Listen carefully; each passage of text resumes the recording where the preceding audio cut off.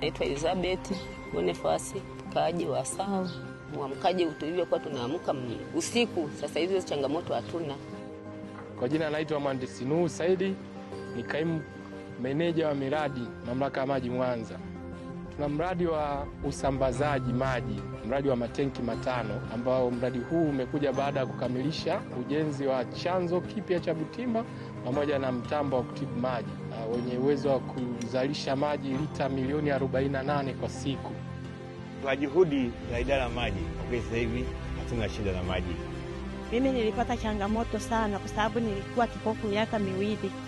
Idara ya maji imefanya kazi mpaka sasa hivi tuna maji yanashinda yanalala.